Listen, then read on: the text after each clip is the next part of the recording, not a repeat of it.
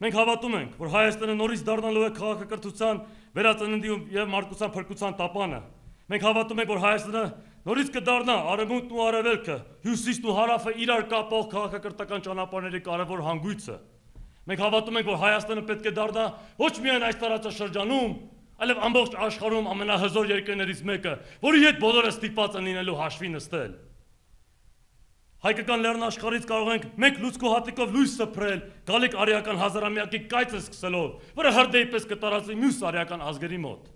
Մեր բարձրավանդակից լիցքեր կտարածվեն ոչնչացնելու երկրագնդի հոգևոր զարգացման ուղու արգելքները,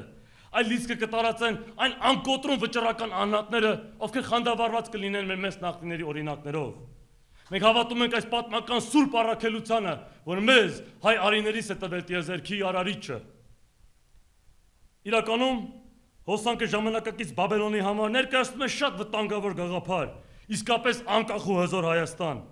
Այդ գաղափարից մենք չենք կարող հրաժարվել անկախ նրանից, թե որքան խոչընդոտներ կդրվեն մեր առջև։ Մենք պետք է ազգովի հոգեպես պատրաստ լինենք հերթով ջախջախելու այդ ամենը եւ չեզոքացնելու մեր դեմ ուղված բոլոր գրոները։ Մեր նպատակը մեծ է, մեր մարտահրավերները անթիվ, որովհետեւ պետք է կատարենք անհնարինը։ Եվ դա անելու համար պետք է մեր զինանոցից օգտագործենք մեր ամենահզոր զենքերը, հավատարմությունը, նպատակասլացությունը, քաջությունը եւ քրտնաջան աշխատանքը։ Սակայն եթե այդ զենքերը չբավականացնեն, մենք կփոխհատուցենք մեր կամքի ուժով։ Այսպիսով,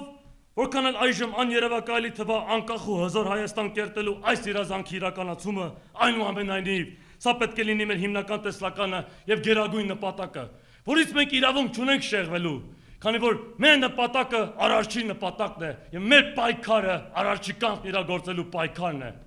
Երազանք կա, որը մեծ հայկն է, եւ դա պետք է իրականացվի։